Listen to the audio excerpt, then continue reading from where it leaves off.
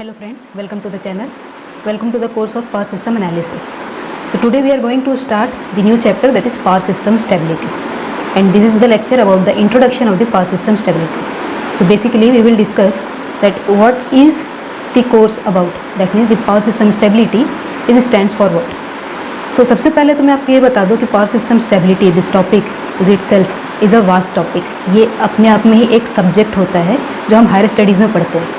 और अभी अगर हमारे बीटेक कोर्स में है, इसका मतलब है कि हमको इसका एक इंट्रोडक्शन देखना है कि हम किस किस तरीके से स्टेबिलिटी चेक कर सकते हैं, या स्टेबिलिटी मतलब होता क्या है. ठीक है, तो ये हमको इंट्रोडक्शन देखना है इंक्लूडिंग सम मेथड्स. सो पहला वीडियो तो हम इंट्रोडक्शन देखेंगे. So first of all power system stability means what. यहाँ पे पावर सिस्टम भी है और उसकी हम स्टेबिलिटी की बात कर रहे हैं. ठीक है, तो पावर सिस्टम मतलब सबसे पहले तो हमको पता है कि power system means it has a different portions like generation, transmission, distribution. ये सारे पार्ट्स मिला के हम क्या बोलते हैं कि ये पावर सिस्टम है ना. तो इसमें हम जब स्टेबिलिटी की बात कर रहे हैं, स्टेबिलिटी की बात कब करते हैं, जब हमारे पास कोई डिस्टर्बेंस आता है ना. अगर हमारे पास सिस्टम में कोई डिस्टर्बेंस है, उसके बाद सिस्टम को अगर स्टेबल करने की हम कोशिश कर रहे हैं, तो उसे हम स्टेबिलिटी बोलते हैं. It is about a study. ठीक है, तो ये जो मेथड हम इसमें यूज़ करते हैं, स्टडी जो करते हैं, इसे ही हम क्या बोलते हैं, स्टेबिलिटी. तो यहाँ पे बेसिकली हम क्या करने वाले, पावर सिस्टम में जो भी इस टाइप के डिस्टर्बेंस आते हैं उसके कारण उसमें कौन से मेथड्स वगैरह या क्या बेसिक थ्योरीज़ के अकॉर्डिंग हम स्टेबिलिटी चेक कर सकते हैं. ठीक है, ये सिस्टम को वापस स्टेबल कंडीशन पे ला सकते हैं. तो ये है हमारा पावर सिस्टम स्टेबिलिटी, है ना. तो अगर हम इसमें सबसे इम्पॉर्टेंट चीज़ को डिस्कस करें तो वो क्या है, सबसे इम्पॉर्टेंट चीज़ ये है कि पावर सिस्टम मीन्स यहाँ पे हमारे पास बहुत बड़ा सिस्टम होता है. Hundreds of substations can be there in a power system. ठीक है, इसी तरीके से hundreds of substation means there will be huge number of transformers, large length of transmission lines, huge number of generators. ठीक है, disturbance जो होता है वो कहाँ पे होता है, डिस्टर्बेंस आपकी किसी भी पोर्शन में हो सकता है. आपकी कंज्यूमर साइड हो सकता है, आपकी डिस्ट्रीब्यूशन साइड हो सकता है, ट्रांसमिशन लाइन में हो सकता है, या जनरेशन इटसेल्फ में हो सकता है. ठीक है, कहीं पे भी आपका डिस्टर्बेंस हो, उसका इफ़ेक्ट जो आपका ओवरऑल आउटकम होता है वो क्या होता है कि आपका पावर सप्लाई डिस्टर्ब होगा ऑब्वियसली, है ना. बट उसका इफ़ेक्ट जो पड़ता है वो किस पे पड़ता है, सबका इफ़ेक्ट. कहीं पे भी कुछ भी डिस्टर्बेंस हो या कोई लोड चेंज हो या सडन चेंज हो, जो भी हो, उसका इफ़ेक्ट पड़ता है आपके जनरेशन साइड पे. क्योंकि लोड साइड पे जो भी डिस्टर्बेंस है वो आपका पावर सप्लाई कट होगा, डिस्टर्ब होगा. बट आपके जनरेटर जो हैं वो उसको बैलेंस कंडीशन में लाने के लिए कंटिन्यूसली वर्क करते रहेंगे and it may lose the stability. That means what, stability means what, it may lose the synchronism. ठीक है, सिंक्रोनिज्म मतलब सिंक्रोनाइज करना, दो चीज़ों के बीच में किया जाता है. तो यहाँ पे हम सिंक्रोनिज्म की बात किस में कर रहे हैं, that is on the rotor side. ठीक है, तो रोटर का जो सिंक्रोनिज्म है that may be loose.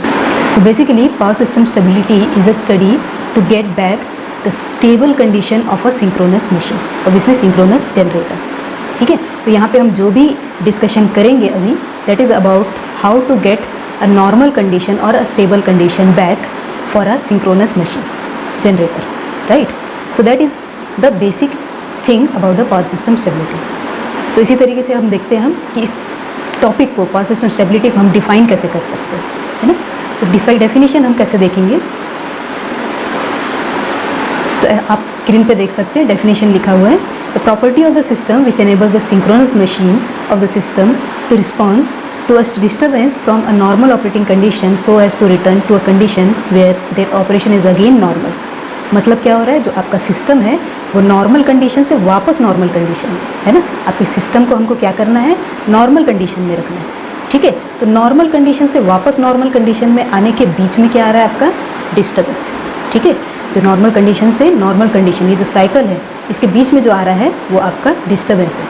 Disturbance आने के बाद वापस जो हमको नॉर्मल कंडीशन में सिस्टम को लेके आना है, उस स्टडी को हम क्या बोलते हैं, पावर सिस्टम स्टेबिलिटी. क्योंकि हम नॉर्मल कंडीशन से डिस्टर्बेंस में हम नहीं जाते, that is the automatic process, वो किसी भी तरीके से हो सकता है. ठीक है, हमारा काम क्या है, डिस्टर्बेंस से वापस नॉर्मल कंडीशन में ले आना. तो ये जो प्रोसेस है that comes under the power system stability, right. तो ये आपका पावर सिस्टम स्टेबिलिटी है. अब यहाँ पे जो इंपॉर्टेंट पॉइंट है वो क्या है, दैट इज़ द डिस्टर्बेंस. वो डिस्टर्बेंस है जो आपके इस कंप्लीट थ्योरी को स्टार्ट कर रहे हैं. तो अब उस डिस्टर्बेंस पे डिपेंड करेगा कि आपकी थ्योरी किस तरीके से जाएगी, है ना. इसका मतलब क्या है कि नेक्स्ट जो हम डिस्कस करेंगे that is about the classification of the stability studies. कितने टाइप से हमने क्लासिफिकेशन किया है। 3 तरीके से हमने इसमें क्लासिफिकेशन किया हुआ है, आप देख सकते हैं स्क्रीन पे। ये क्लासिफिकेशन जो है बेसिकली किसके बेसिस पे है? This is on the basis of the disturbance introduced in the system, ठीक है, disturbance introduced in the system, and that disturbance is classified into 2 types, that may be a large disturbance, that may be a small disturbance, ठीक है, large disturbance and a small disturbance। तो इसके according हमारे पास यहाँ stability studies की classification है। अब confusion ये आ सकता है कि डिस्टर्बेंस 2 टाइप के है बट स्टडीज़ 3 टाइप के क्यों है ना। तो स्टडीज़ हम यहाँ पे देख रहे हैं, हमारे पास 3 टाइप की स्टडीज़ हैं, transient stability studies, dynamic stability studies and steady state stability studies. तो इसमें अगर हम देखेंगे तो dynamic stability studies and steady state stability studies, ये 2 जो टॉपिक है इसको हमने क्लासीफाई किया हुआ है अलग अलग, but moreover this 2 topic are same, this 2 type is same. तो इसमें क्या सिमिलैरिटी है और क्या डिफरेंस है इसको हम डिस्कस करेंगे इसी वीडियो लेक्चर में, ठीक है। तो सबसे पहले हम डिस्कस करते हैं what is the transient stability, right. So transient stability, जैसे अभी मैंने आपको बताया कि according to the size of the disturbance stability studies को क्लासीफाई किया गया है। So when there is a large disturbance in the system and due to that we are losing the synchronism in the system और losing the stability in the system. So when we reach to approach to the stability, that means back to the normal condition, that study comes under the transient stability, ठीक है। जब large disturbance के कारण आपके पास जो अब normal condition आ रही है उससे नॉर्मल कंडीशन में जाने के लिए हम जो स्टडी कर रहे हैं that is called what?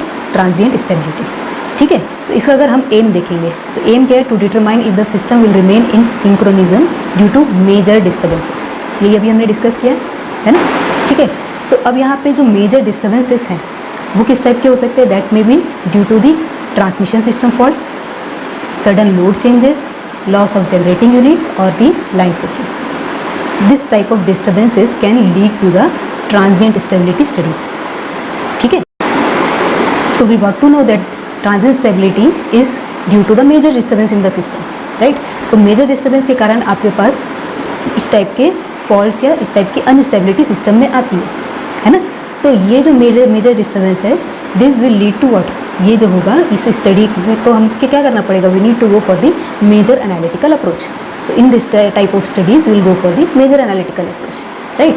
You can see in the graph here, we can see यहाँ पे आपके एक साइकिल के बाद कुछ फॉल्ट इंट्रोड्यूस हुआ है और उसके कारण आप देख सकते हैं कि वेरिएशन, ग्राफ में वेरिएशन कितना लार्ज है। That means it is showing what? The large disturbances in the system. तो इस टाइप के अगर सिस्टम को हमको वापस स्टेबल कंडीशन में लाना है तो हमको क्या? ट्रांजिएंट स्टेबिलिटी का यूज़ करना पड़ता है। अभी ट्रांजिएंट स्टेबिलिटी में कौन कौन से मेथड्स आते हैं, कैसे अप्रोच करते हैं, that we will see in the another lecture, okay. Now moving forward for the next stability studies, that is the dynamic and steady state stability, ठीक है। मैंने अभी आपको बताया था कि dynamic and steady state stability दोनों जो है वो आपके सेम टाइप की कैटेगरी में आते हैं, but there is a minor difference, है ना। तो हम यहाँ पे चेक करेंगे कि क्या सिमिलैरिटी और क्या डिफरेंस के कारण इसको अलग अलग पोर्शन में रखा गया। अगर आप बुक्स वगैरह में सर्च करेंगे तो कुछ बुक्स में आपको ये एक सेम क्लासिफिकेशन में ही मिलेगा, ठीक है, अलग अलग नहीं मिलेगा। बट जो टेक्स्ट बुक मैं यूज़ कर रही हूँ, I am using the elements of power system by Stevenson, तो उस बुक में इसको अलग अलग इंट्रोड्यूस किया गया है, मैं भी उसे वैसे यूज़ कर रही हूँ, there is nothing difference, okay. So what is the aim of this study, dynamic and steady state stability? It is about to determine if the system will remain in synchronism due to slow or gradual changes in operating condition. तो अभी हमने discuss किया कि transient stability में जो होता है वो मेजर डिस्टर्बेंसेस के कारण होते हैं, लार्ज वेरिएशन के कारण होते हैं, ठीक है। But if the instability in the system is due to the small disturbance, okay, small disturbance that is we can say a slow or gradual increment or decrement or any kind of variation in the system, okay. So this type of variation will again lead to the instability in the system, so that comes under the category of this dynamic and steady state, ठीक है। ये जो है आपके इस category में आता है ना। तो अब इसमें जो चेंजेस होते हैं वो क्या होता है? There will be a incremental variation about an operating point. जो आपका ऑपरेटिंग पॉइंट होता है या इक्विलिब्रियम पॉइंट होता है, उस पॉइंट में आपका जो है इंक्रीमेंटल वेरिएशन होता है। जो वेरिएशन आपको स्लोली ऑब्जर्व होगा, there will be no sudden change, there will be no large change, but that incremental variation will be in slow और gradual manner which may lead to the instability, right? So that is about this study. And the third point says that these two problems, the dynamic and steady state stability, these two comes with the same nature, है ना? What is the difference between this? The difference is about the degree of detailment used when we are going for this study, ठीक है। degree of detailment of what? Of the machines, है ना। जो machine के disturbances के बारे में हम पढ़ाई कर रहे हैं उसकी जब मॉडलिंग करेंगे हम, तो उसमें जो हम डिग्री ऑफ डिटेलमेंट मतलब कितने डीप में हम डिटेलमेंट में जा रहे हैं उस पर डिपेंड करता है this two type of studies, dynamic and study state, right. So if we are going to a dynamic parameters of the system, okay, we are considering the dynamic parameters of the system, so that is dynamic stability, and if we are neglecting all the dynamic conditions of the system, that is called the steady state stability. जैसा कि आप screen में देख सकते हैं, the dynamic stability studies includes the excitation system and turbine governing system. Okay ये दोनों की मॉडलिंग जब हम सिंक्रोनस मशीन के साथ करते हैं to provide the flux linkage variation in the machine area. ठीक है, जब हम इसकी studies excitation system and turbine governing system की स्टडीज़ को इंक्लूड करते हैं when we are going to modelling the synchronous machine, जहाँ पे भी डिस्टर्बेंस आपका लीड हो रहा है. ठीक है, डिस्टर्बेंस के कारण इफेक्ट आपका लीड हो रहा है सिंक्रोनस मशीन में. तो जब हम इस तरीके से मॉडलिंग करते हैं, so that is called the dynamic stability studies. But most of the time we don't go for the detail bit because we are having the theoretical approach, है ना, ये थियोरेटिकल अप्रोच है हमारा. So in theoretical approach we mostly don't have all the parameters, required parameters or the variations in the parameters. So power system में आपको हर समय हर instant पे variations को ऑब्जर्व करना जो है थोड़ा सा मुश्किल होता है. So in theoretical analysis what we do, we go for a simple modeling. Okay, so in the last point you can see a simple generator model which treats the generator as a constant voltage source. तो जो synchronous machine है हमारा उसको हम constant voltage source की तरह consider करते हैं and we will lead for the stability study. So that is about the study state stability because it is because of the small disturbance. तो स्मॉल डिस्टर्बेंस के कारण आपकी स्पीड वेरिएशन, जो rotor speed variation है उसमें बहुत ज़्यादा difference नहीं आता. तो जो बहुत ज़्यादा डिफरेंस नहीं है हम उसको क्या मान रहे हैं कि आपको उसका इफेक्ट वोल्टेज जनरेशन पे नहीं पड़ रहा है. So voltage is almost constant, right? So if voltage is almost constant, then our study of theoretical study जो है that will become very much easier. So for that type of study comes under the steady state stability. In our course we have the steady state stability with the transient stability. ये दो type की stability की studies हमको करनी है. We don't have the dynamic dynamic stability studies हमारे course में नहीं है. ठीक है, the same reason we don't have the practical information or each and every instant.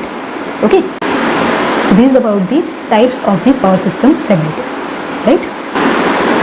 So if we are going for the different types of studies, theoretical approach for the practical condition, if we are going for the disturbance studies and the effect of that on the synchronous machine or the power system, that means we are going for the practical study, right? So that practical thing we are going to convert into a theoretical approach.